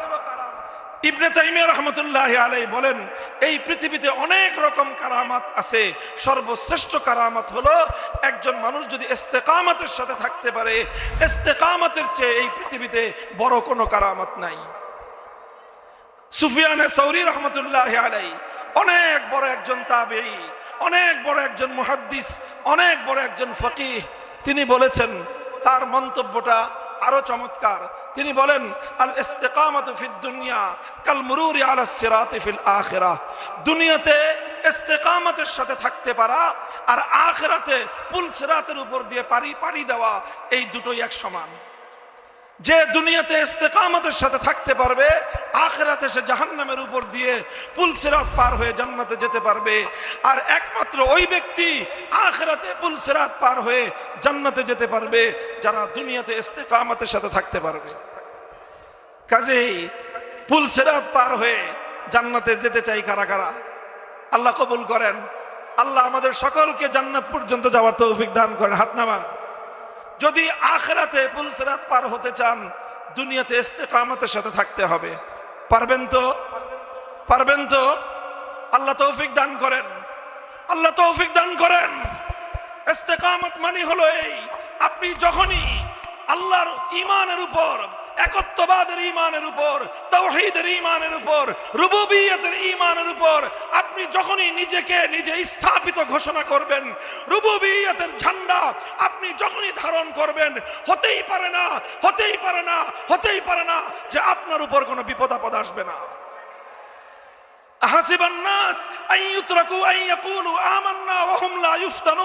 মানুষ কি এটা মনে করে যে তারা আল্লাহ রুবুবিয়তকে আঁকড়ে ধরবে আর তাদের উপর কোনো বিপদ আসবে না? কোশ্চিন গেল, এটা হতে পারে না। কাজেই আপনি যখনই আল্লাহর রুবুবিয়তের ঘোষণা দিবেন, এক আল্লাহর তাওহীদকে যখনই আপনি আঁকড়ে ধরবেন, তখন সারা দুনিয়ার গায়রুল্লাহর শক্তি, তারা সারা দুনিয়ার সমস্ত তাগুতি শক্তি আপনার বুকের ভিতর থেকে তাওহীদ এবং রুবুবিয়তের ঈমানকে কেড়ে নেওয়ার চেষ্টা করবে। মুহতারাম হাজিরিন, তখনই আসবে ইস্তেকামতের প্রশ্ন, তখনই আসবে আমি আর আপনি ইস্তেকামতের সাথে থাকতে পারি কিনা। ভাই, আমি অনেক মানুষ দেখেছি বছরের পর বছর যুগ পেরিয়ে গেছে, অন্ধকার কারা প্রকোষ্ঠে কঠিন জীবন যাপন করছে, যাদের নাম শুনলে পর্যন্ত বাইরে থেকে আমাদের বুকটা ভয়ে কেঁপে উঠে, হায় হায় ওনার না জানি কি অবস্থা। সেই মানুষগুলোকে আমি দেখেছি হাস্যোজ্জ্বল, তারা হাসে, তারা আনন্দিত, তারা উল্লাসিত, কোনো টেনশন নাই, কোনো চিন্তা নাই। আল্লাহ রাব্বুল আলামিন তাদের অন্তরের মধ্যে এইরকম প্রফুল্লতা দান করে আছেন। এটা কিসের বদৌলত, এটা কিসের বিনিময়? এটা হলো ইস্তেকামতের বিনিময়।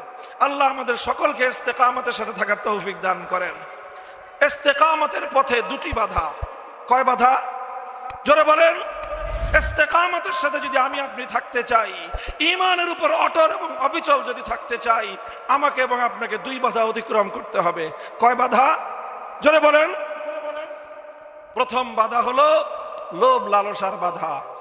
কিসের বাধা? লোভ লালসার বাধা। প্রথমে আমাকে আপনাকে, যারা এই আল্লাহর রুবুবিয়তের ঈমানকে আল্লাহর জমিনে বাস্তবায়ন করার চেষ্টা করবে, প্রথমেই তাদের সামনে লোভ আসবে, লালসা আসবে, প্রলোভন আসবে। কখনো টাকার লোভ দেখানো হবে যে আসো তুমি ঈমানের পথ ছেড়ে দাও, এত টাকা তুমি পাবা। অথবা কখনো পদ পদবীর লোভ দেখানো হবে, ঈমানের পথ ছেড়ে দাও, দুনিয়াতে তোমার জন্য সম্মান অপেক্ষা করছে, দুনিয়াতে তোমার জন্য অনেক বড় পদ পদবী অপেক্ষা করছে। লোভ লালসার বাধা আসবে, এই বাধাটা আসবে প্রথমে। এই বাধা জানা থাকতে হবে ভাই, এই বাধার কথা জানা থাকতে হবে। অনেক সময় আমরা লোভের সামনে আত্মসমর্পণ করি, অনেক সময় আমরা অন্যায় আবদারের সামনে মাথা নত করে দেই। আমরা আল্লাহকে রব হিসাবে স্বীকার করেছিলাম, কিন্তু টাকার সামনে বিক্রি হয়ে যাই। আল্লাহকে রব বলে ঘোষণা করেছিলাম, দুনিয়ার সামান্য স্বার্থের সামনে আমরা বিকিয়ে যাই। কথা বলেন ঠিক না বেঠিক? এই লোভ লালসা, এটা হলো ইস্তেকামতের পথে প্রথম বাধা। কথা বোঝা গেল?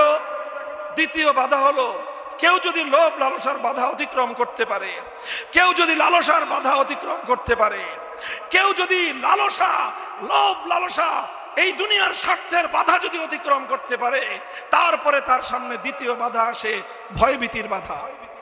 কিসের বাধা? এই যে আপনারা আল্লামা সাঈদী রহমতুল্লাহ আলাইহির আত্মার মাগফিরাত কামনায় মাহফিল করতেছেন, চিনেন ওনাকে? চিনেন আপনারা? কি হিসাবে চিনেন বলেন তো? কি হিসাবে? শুধু কোরআনের পাখি। কোরআনের পাখি, এটা সহজ পরিচয়। কোরআনের পাখি সহজ পরিচয়, কিন্তু উনি ইস্তেকামতের সাথে থেকেছেন জীবনের শেষ মুহূর্ত পর্যন্ত। আমাদের জানা মতে এটা হলো কঠিন পরিচয়। আমি যখন 2013 সালে কারাগারে গিয়েছি, তখনও তিনি কারাগারে। তখন ওনার সম্পর্কে বিস্তারিত ডিটেলস শুনেছি যে কি কি লোভ লালসা ওনাকে দেওয়া হয়েছিল। তুমি তোমার পথ ছেড়ে দাও, তোমার জন্য অনেক বড় সম্মান অপেক্ষা করছে, তোমাকে অনেক কিছু দেওয়া হবে, রাষ্ট্রীয় এই দেওয়া হবে, এই সম্মান দেওয়া হবে, এই মর্যাদা দেওয়া হবে, এই দেওয়া হবে। সব লোভ লালসাকে তিনি দুপায়ে দলেছেন, লোভ লালসাকে তিনি কবর রচনা করেছেন, ইস্তেকামতের সাথে ঈমানের পথে ছিলেন। এরপরে দ্বিতীয় বাধা ওনার উপরে এসেছে। যখন দেখেছে সোজা আঙ্গুলে ঘি উঠে নাই, তখন তার আঙ্গুল বাঁকা করেছে। কতটুকু বাঁকা করেছে? যতটুকু আঙ্গুল শেখ হাসিনারটা বাঁকা হইতে পারে ততটুকুই বাঁকা করেছে। বাঁকা করতে করতে আঙ্গুল পেঁচ খেয়ে গেছে, আঙ্গুল শেখ হাসিনারটা পেঁচ খেয়ে গেছে। কিন্তু আল্লাহর বান্দা ঈমানের উপর অটল এবং অবিচল ছিল, জীবন দিয়েছে, মৃত্যুর সময় পর্যন্ত বাতিলের সামনে মাথা নোয় না। নারায়ে তাকবীর, লিল্লাহি তাকবীর। আল কোরআনের আলো, আল হাদিসের আলো, আমার নেতা তোমার নেতা, আল্লাহর আইন চাই, আল্লাহর আইন চাই, জিহাদ জিহাদ জিহাদ চাই। লিল্লাহি তাকবীর, লিল্লাহি তাকবীর। মুহতারাম হাজিরিন, এই জন্য বললাম ইস্তেকামতের সাথে থাকতে গেলে কখনো আপনার উপর, আপনার সামনে লোভ লালসার বাধা আসবে, এই বাধা ডিঙ্গাতে হবে। এরপরে আসবে ভয়ভীতির বাধা, ওই বাধাকেও ডিঙ্গিয়ে যখন আপনি সামনে চলতে পারবেন, তখনই আপনাকে ইস্তেকামতের সার্টিফিকেট দেওয়া হবে। ইমামে আবু হানিফা রহমতুল্লাহ আলাইহি ইমাম আবু হানিফা রাহমাতুল্লাহি আলাইহি ইস্তেকামতের এই দৃষ্টান্ত মুসলমানদের ইতিহাসের প্রতিটি বাঁকে বাঁকে খুঁজে পাওয়া যাবে। ইসলামী উম্মার 1400 বছরের ইতিহাস ইস্তেকামতের ইতিহাসের সোনালী পাতার দ্বারা ভরপুর। ইমাম আবু হানিফা রাহমাতুল্লাহি আলাইহি সময়ের অত্যাচারী শাসক ওনাকে ওনার হকের পথ থেকে বিচ্যুত করার জন্য প্রথমে প্রস্তাব করেছিল চিফ জাস্টিস হওয়ার অফার। কি অফার? কি বললাম? প্রধান বিচারপতি হন আপনি, রাষ্ট্রের প্রধান বিচারপতি। রাষ্ট্রনায়কের পরেই, প্রধানমন্ত্রীর পরেই সবচেয়ে গুরুত্বপূর্ণ দায়িত্ব ছিল প্রধান বিচারপতি। ইমাম আবু হানিফা রাহমাতুল্লাহি আলাইহি চিন্তা করেছিলেন, যদি আমি এই লোকের অধীনে প্রধান বিচারপতির দায়িত্ব গ্রহণ করি তাহলে আমার দ্বারা সে সমর্থিত হবে, অথচ সে হলো একজন জালেম, সে একজন অত্যাচারী। আমি একজন অত্যাচারী শাসকের অধীনে প্রধান বিচারপতি হলে তার জুলুম এবং তার অত্যাচারকে সমর্থন করা হবে। ইমাম আবু হানিফা রাহমাতুল্লাহি আলাইহি প্রত্যাখ্যান করলেন যে না, আমি প্রধান বিচারপতির মন্ত্রিত্ব চাই না, আমি প্রধান বিচারপতির এই আসন গ্রহণ করে একজন জালেমকে বৈধতা দিতে পারি না। ইমাম আবু হানিফা সেই জালেম শাসককে বৈধতা দেন নাই। লোভ লালসার সামনে মাথা নত করেননি। লোভ লালসার সামনে যখন কেউ মাথা নত না করে তখন তার সামনে দ্বিতীয় বাধা কি আসে? কি বলেছি? ভয় ভীতি দেখানো হয়, হুমকি দেওয়া হয়, জেলের হুমকি, হত্যার হুমকি, ক্রস ফায়ারের হুমকি, গুমের হুমকি, নানা ধরনের হুমকি তাদেরকে প্রদান করা হয়। ইমাম আবু হানিফার জীবনে সেই বাধাও এসেছে। ইমাম আবু হানিফা যখন জালিমের প্রধান বিচারপতির পদ এটাকে রিফিউজ করে দিলেন, প্রত্যাখ্যান করে দিলেন, তখন ওনার সামনে দ্বিতীয় বাধা আসলো, ভয়ভীতির বাধা। পুলিশ পাঠিয়ে ওনাকে গ্রেফতার করে নিয়ে যাওয়া হলো, ওনাকে কারাগারে বন্দী করা হলো। উনি কারাগারের অন্ধকার প্রকোষ্ঠকে বেছে নিলেন, অগ্রাধিকার দিলেন, জালিমের সামনে মাথা নত করেন নাই। এরপরে জালিম দেখলো যে এই নোমান ইবনে সাবিত ইমামে আবু হানিফাকে এভাবে বাগে আনা যাবে না। উনি যখনই মুক্ত পাবেন, মুক্ত হবেন, যখনই তিনি বের হবেন তিনি আবার একত্ববাদের কথা বলবেন, তিনি আবারও ন্যায় এবং ইনসাফের কথা বলবেন, তিনি আবারও জুলুমের বিরুদ্ধে রুখে দাঁড়াবেন। কাজেই ইমাম আবু হানিফাকে বাঁচতে দেওয়া যাবে না। জেলখানার মধ্যে ষড়যন্ত্রমূলকভাবে বিষ প্রয়োগ করে ইমাম আবু হানিফা রাহমাতুল্লাহি আলাইহিকে শহীদ করা হয়েছে। জেলখানায় পয়জন দিয়ে মানুষকে হত্যা করা, শহীদ করা, দ্বীনের দায়ী, দ্বীনের ঝান্ডাবাহী, একত্ববাদের ঝান্ডাবাহী, আল্লাহর দ্বীনের ঝান্ডা বুলন্দকারীদেরকে কারাগারের অন্ধকার প্রকোষ্ঠে নির্মমভাবে হত্যা করার ইতিহাস নতুন নয়। এই ইতিহাস নতুন নয়। ইমাম আবু হানিফা রাহমাতুল্লাহি আলাইহিকে কারাগারের অন্ধকার প্রকোষ্ঠে বিষ প্রয়োগ করে হত্যা করা হয়েছে। ইমাম আবু হানিফা প্রধান বিচারপতির এই লোভনীয় পদ, এই লোভ লালসাকে দুপায়ে দলেছেন, মৃত্যুর ভয় দুপায়ে দলেছেন, কারাগারে নিক্ষিপ্ত হওয়ার হুমকি দুপায়ে দলেছেন। সব কিছুকে তিনি পায়ের নিচে পিষ্ট করেছেন।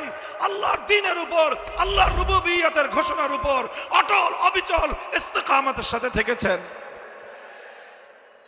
আলহামদুলিল্লাহ। আমরা সেটা পারবো না, অতটা বড় আমরা নই, অত সাহস আমাদের নাই, অতটা শক্তিও আমাদের নাই।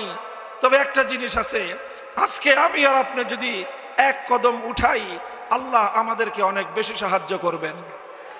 আমরা দুর্বল, এই জন্য আমাদের পরীক্ষাও সহজ। আমরা দুর্বল, এই জন্য আমাদের পরীক্ষাও সহজ। আল্লাহ আমাদের পরীক্ষা অনেক সহজ করে দিয়েছেন।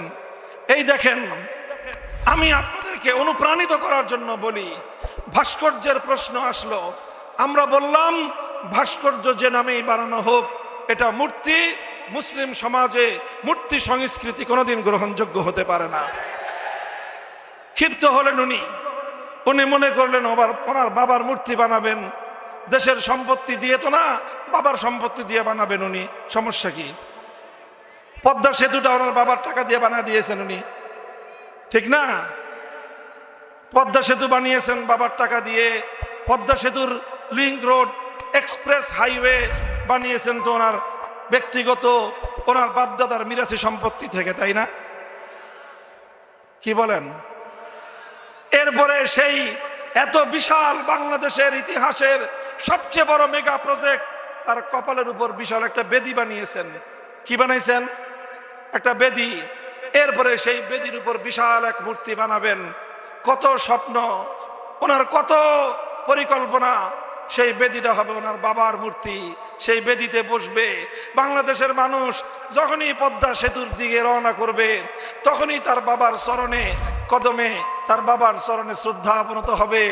এই ছিল তার স্বপ্ন যে একটা মুসলিম জাতি ধীরে ধীরে হিন্দুয়ানি কালচারের দিকে ধাবিত হবে, একত্ববাদের চেতনা ভুলুণ্ঠিত হয়ে সেই শিরকি চেতনা মুসলমানদের সমাজে বাস্তবায়িত হবে। এই স্বপ্ন ছিল ওনার। বাদ সাধলো কিছু মোল্লা মৌলবী। আমরা বললাম যে না, হিন্দুরা তাদের মন্দিরে মূর্তি বানাক, ওটা নিয়ে আমাদের কোনো আপত্তি নাই। প্রত্যেক ধর্মাবলম্বী স্বাধীনভাবে যার যার ধর্ম পালন করবে, ওটা নিয়ে আমাদের কোনো কথা নাই। বরং সব ধর্মাবলম্বীদের ধর্ম পালনের স্বাধীনতা থাকবে, এটাই ইসলামের সৌন্দর্য। কিন্তু 90% মুসলমানদের সম্পদ দিয়ে, মুসলমানদের এলাকায়, মুসলমানদের সমাজে জাতীয় স্থাপনায় ভাস্কর্যের নামে মূর্তি বানিয়ে মুসলমানদের সমাজকে মূর্তি সংস্কৃতির দিকে ধাবিত করা হবে। আলেম সমাজ বেঁচে থাকতে এটা হতে পারে না। আমাদের উপরে উনি খুব খেপলেন, খুব রাগান্বিত হলেন। এত খেপলেন যে বলা যায় না। মানুষ বেশি খেপলে মাথা খারাপ হয়ে যায়। তিনি নমরুদের মতো আচরণ শুরু করলেন। কার মতো? আমি পরিষ্কার ভাষায় বলেছি, আজও বলি, একটা নমরুদ, একটা ফেরাউন, একটা কারুন, আর একটা আব্দুল্লাহ ইবনে উবাই, রইসুল মুনাফিকিন, চারটাকে একটা গ্লাসের মধ্যে গোলাইলে একজন শেখ হাসিনা জন্ম নেয়। যদি ব্যাখ্যা জানতে চান, আমার কাছে তার স্পষ্ট ব্যাখ্যা আছে। ব্যাখ্যা ছাড়া কথা বলি না, যুক্তি দিয়ে প্রমাণ দিয়ে আমি দেখায় দিব। ওনার প্রতি ব্যক্তিগত কোনো আক্রোশ আমার নাই, ব্যক্তিগত কোনো ক্ষোভ রাগ অনুরাগ থেকে আমি বলছি না কথা। কিন্তু উনি তাওহীদ এবং শিরকের প্রশ্নে উনি শিরকের পক্ষ নিয়েছেন, আমরা তাওহীদের পক্ষ নিয়েছিলাম। আমরা তাওহীদের কথা বলেছিলাম, উনি শিরককে বাস্তবায়ন করার চেষ্টা করেছিলেন। তাওহীদ এবং শিরকের লড়াইয়ে আমরা কারারুদ্ধ হয়েছি, আমরা মাজলুম হয়েছি। তিনি আমাদের উপর জুলুম করেছেন। আর জালেম আর মাজলুমের লড়াইয়ে প্রথমে ওনাকে বিজয়ী দেখা গিয়েছে। চূড়ান্ত বিজয় ওয়াল আখিবাতু লিল মুত্তাকিন আল্লাহ আমাদেরকেই দিয়েছেন। নারায়ে তাকবীর, লিল্লাহি তাকবীর। আল কোরআনের আলম, আল হাদিসের আলম, সংসদে জালম, আমার নেতা তোমার নেতা, বিশ্ব মুসলিম এক হও, লড়াই করো। জিহাদ জিহাদ জিহাদ চাই, শহীদ হয়ে বাঁচতে চাই। নারায়ে তাকবীর। মুহতারাম হাজিরিন, আমাদের কথা আমি আখেরি পয়গাম, ফাতাবিরু ইয়া উলিল আবসার, আল্লাহর কোরআনের চিরন্তন আহ্বান, শিক্ষা গ্রহণ করো। অতীত থেকে শিক্ষা নাও, ভবিষ্যতে আর কেউ এই ধরনের অপচেষ্টা চালাবেন না। জুলুমের পথ বড় ভয়ঙ্কর পথ। জুলুম যারা করে, আর জুলমু জুলুমাতুন ইয়াউমাল কিয়ামাহ, কিয়ামত পর্যন্ত এই জুলুমের মাত্রা বাড়তে বাড়তে জুলুমটা বহু অন্ধকার হয়ে তোমাকে ঘিরিয়ে ধরবে। শুধু আখিরাত নয়, এই দুনিয়াতেও যে বা যারা জুলুমের পথ অবলম্বন করবে, জুলুমের কারণে মাজলুমের আহাজারি আল্লাহর দরবার পর্যন্ত পৌঁছে, মাজলুমের ফরিয়াদ আর আল্লাহর আরশের মধ্যখানে কোনো পর্দা নাই। হাজার হাজার মানুষ মাজলুম হয়েছে। এমন এমন এমন এমন ষড়যন্ত্র করেছে, বিশেষ করে যারা যারা আল্লাহর দ্বীনের কথা বলে, যারা আল্লাহর দ্বীনের পথের সৈনিক, তাদের সঙ্গে সবচেয়ে মর্মান্তিক আচরণটা করা হয়েছে। নমরুদ যেটা করেছিল, ইব্রাহিম আলাইহিস সালাতু ওয়াস সালাম তিনি মূর্তির বিরুদ্ধে কথা বললেন, মূর্তির বিরুদ্ধাচরণ করলেন। নমরুদ ইব্রাহিম আলাইহিস সালামকে আগুনে নিক্ষিপ্ত করে ক্ষান্ত হয় নাই। আগুনে নিক্ষেপ করলেই কিন্তু চলতো, কিন্তু নমরুদ শুধু ইব্রাহিম আলাইহিস সালামকে আগুনে পোড়ায় নাই। আগুনে নিক্ষেপ করার আগে নমরুদ ইব্রাহিম আলাইহিস সালাতু ওয়াস সালামের শরীর থেকে, ওনার সারা শরীর থেকে ইজ্জতের কাপড় খুলে নিয়েছে, ওনাকে বিবস্ত্র করে ফেলেছে। চিন্তা করতে পারেন, এই পৃথিবীতে অসংখ্য অগণিত নবী আল্লাহ প্রেরণ করেছেন, একজন মাত্র নবী যাকে আল্লাহ উপাধি দিয়েছেন খলিলুল্লাহ, মানে আল্লাহর বন্ধু। আল্লাহর বন্ধু, সারা দুনিয়ার মানুষ কাপড় পরে আছে, আর আল্লাহর বন্ধুর গায়ে কাপড় নাই। খোদার আরশ থরথর করে কেঁপে উঠেছিল। আজ কেন করেছিল নমরুদ এই কাজটা? যে তুমি আমার মূর্তির বিরুদ্ধাচরণ করলা, আমি শুধু তোমাকে আগুনে পুড়ায় ক্ষান্ত হব না, আমি তোমার শরীর থেকে ইজ্জতের কাপড় খুলে ফেলবো। নমরুদ ইব্রাহিম আলাইহিস সালামকে লাঞ্ছিত করতে চেয়েছিল। ইতিহাস কি বলে? ইব্রাহিম আলাইহিস সালাম লাঞ্ছিত হয়েছেন না নমরুদ লাঞ্ছিত হয়েছে? কিয়ামতের দিন সারা পৃথিবীর সমস্ত মানুষ যেদিন বিবস্ত্র থাকবে, উলঙ্গ থাকবে, কোন নারী পুরুষ কারো শরীরে কাপড় থাকবে না। আউয়ালু মান ইউকসা ইয়াউমাল কিয়ামতি ইব্রাহিম খলিলুল্লাহ। সর্বপ্রথম গোটা মানব সভ্যতার সামনে, সমগ্র মানব জাতির সামনে আমার আল্লাহ কুদরতের হাতে যাকে সর্বপ্রথম কাপড় পরিধান করাবেন, তার নাম হলো ইব্রাহিম আলাইহিস সালাম। ইজ্জত দেওয়ার মালিক কে? এই বিগত স্বৈরাচারী ফ্যাসিবাদী এই ব্যবস্থার সবচেয়ে ভয়ঙ্কর দিক যেটা ছিল, সেটা হলো সমস্ত তাওহীদের যারা মুয়াজ্জিন ছিল, যারা তাওহীদ এবং একত্ববাদের কথা বলতো, তাদের সকলকে সে অসম্মান করার চেষ্টা করেছে, অপমান করার চেষ্টা করেছে। প্রত্যেকের নামে মানহানিকর মামলা দিয়েছে। শুধু হত্যা মামলা নয়, মানহানিকর মামলা দিয়ে তার সাক্ষী বানিয়েছে, বাদী বানিয়েছে, সব কিছু তার বাড়ি থেকে তৈরি করে এনে নমরুদ, ফেরাউন, কারুন, আব্দুল্লাহ ইবনে উবাইদের এই যুগের অনুসারী হিসেবে নিজেকে সে প্রতিষ্ঠিত করেছে। আল্লাহ পাক যখন তাকে ধ্বংস করেছেন, নমরুদ এবং ফেরাউনকে আল্লাহ যেভাবে ধ্বংস করেছিলেন, তাকেও আল্লাহ পাক ঠিক সেভাবেই ধ্বংস করেছেন। ফেরাউনকে আল্লাহ এমন ভাবে ধ্বংস করেছেন, শুধু ধ্বংস হয় নাই, কিয়ামত পর্যন্তের জন্য ফেরাউন শিক্ষণীয় হয়ে থেকেছে। নমরুদকে আল্লাহ ধ্বংস করেছেন, শুধু ধ্বংস করেন নাই, কিয়ামত পর্যন্ত একটা দৃষ্টান্ত, একটা স্যাম্পল হিসেবে বিশ্ববাসীর সামনে জালিম আর অত্যাচারীদের জন্য স্যাম্পল হয়ে আছে। আল্লাহ তোমাকে, তোমার হাতে সব শক্তি ছিল, গোটা রাষ্ট্রযন্ত্র তোমার হাতে ছিল, বিশাল সাম্রাজ্যবাদী শক্তি তোমাকে আশ্রয় দিয়েছিল। কয়েকটা আবাবিলের মতো ছোট বাচ্চা, বলেন ছোট ছোট বাচ্চা, যারা অনেকেই সাবালক হয় নাই, অনেকে নাক দিয়ে টিপ দিলে দুধ পড়বে, সব সর্বোচ্চ বয়স তাদের 25 বছর, অর্থাৎ এখনো পরিণত বয়সে কেউ পৌঁছে নাই। এই সমস্ত ছোট ছোট বাচ্চাদের হাতে আল্লাহ তোমাকে এমন নাকানি সুবানি খাওয়াইলেন, 12 পদ দিয়ে 5ই আগস্ট দুপুরে লাঞ্চ করার প্রস্তুতি নিয়েছিল। কয় পদ? 12টা পদ। যারা গণভবনে গিয়েছে তারা ওগুলো তো নিয়েছে সব। 12 পদ একসাথে কেউ আনতে পারে নাই, কেউ খায় আসছে, কেউ নিয়ে আসছে, সব করছে। যারা গিয়েছিল তাদের মুখে শুনেছি 12 পদ। দেশে 1500 মানুষের বেশি রক্তে লাল, টেকনাফ থেকে তেতুলিয়ায় তরুণ ছেলে মেয়েদের রক্তাক্ত দেহ রাজপথে পড়ে থাকতেছে, সারা দুনিয়া হতবাক। আর যার নির্দেশে হত্যাকাণ্ড চলছে, সে 12 পদ দিয়ে লাঞ্চ করার আয়োজন করে। চিন্তা করতে পারেন কতটা নৃশংসতা একজন মানুষের মধ্যে থাকলে এই কাজ করতে পারে। আল্লাহ পাক তার অন্তর থেকে মায়া দয়া নামক যে জিনিসটা, সেটা উঠায় নিয়েছিলেন। এই জন্যই সে এটা করতে পেরেছে। এটা কেন হয়েছে? আল্লাহ তার অন্তর থেকে মায়া দয়া কেন উঠায় নিয়েছেন? কারণ সে আলেম সমাজের সঙ্গে নমরুদের সেই আচরণ সে করেছে। আল্লাহ পাক ভবিষ্যতের জন্য সকলকে শিক্ষা গ্রহণ করার তৌফিক দান করেন। আমাদের জন্য শিক্ষা হলো, হে জিকরগাছাবাসী, হে বাংলার তৌহিদি জনতা, কোরআন প্রেমিক তৌহিদি জনতা, তোমাদের জন্য আল্লাহর পক্ষ থেকে এই বার্তা আমি দিয়ে দিতে চাই, আল্লাহর নবীর পক্ষ থেকে তোমাদের কাছে বার্তা দিয়ে দিতে চাই। আসো, আমি আর তুমি কদম উঠাই, আমি আর তুমি কদম উঠাই, আমি আর তুমি রাস্তায় কদম ফেলতে শুরু করি, মঞ্জিল পর্যন্ত পৌঁছানো আল্লাহর জিম্মাদারি। বাধা আসবে, লড়াই হবে, চূড়ান্ত লড়াইয়ের বিজয় হবে ইমানদারদের ইনশাআল্লাহ সুম্মা ইনশাআল্লাহ। আলামত শুরু হয়ে গিয়েছে, এই আলামত বলছে কথা, বাংলার মাটি ইসলামী বিপ্লবের জন্য উর্বর। নারায়ে তাকবীর, লিল্লাহি তাকবীর। আল কোরআনের আলো, সংসদে জালো, আল্লাহর আইন চাই, সৎ লোকের শাসন চাই।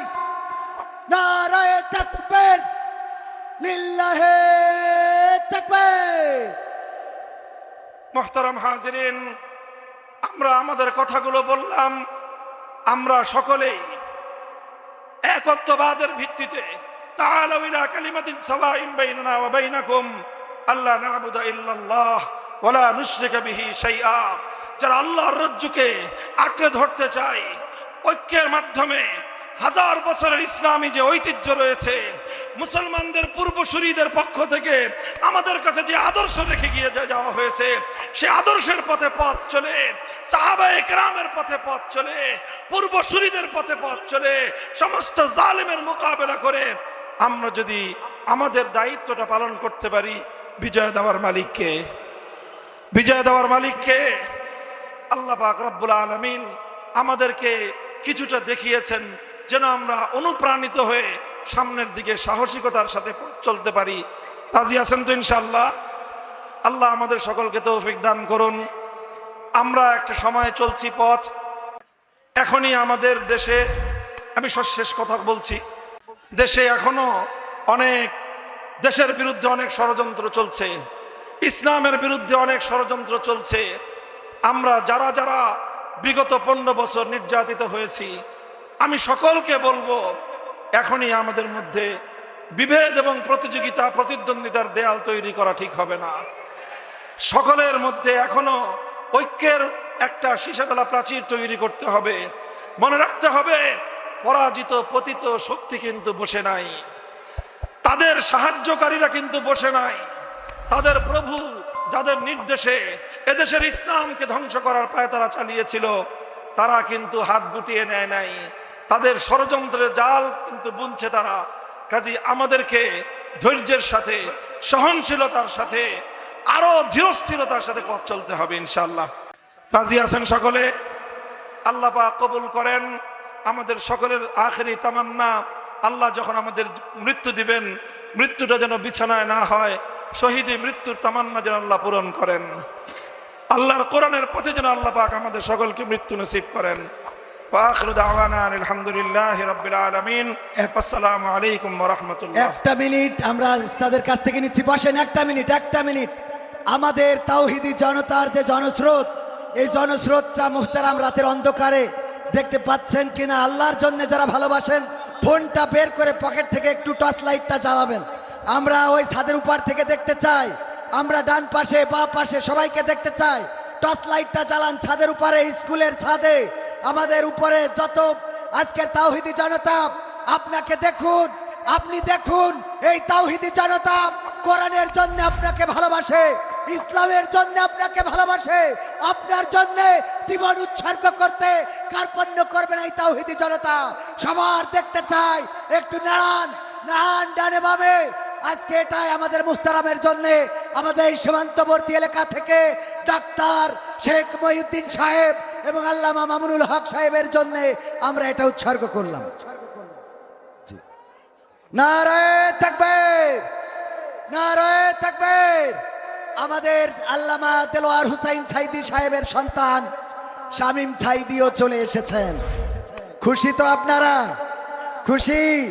উনি এসেছেন কিন্তু জ্যামে এখনো রাস্তায় আটকানো। আসছেন, এর মধ্যে রকনুজ্জামান অ্যাডভোকেট উনি সঙ্গীত পরিবেশন করবেন। আবুল কালাম আজাদ আজহারি সাহেব এসেছেন।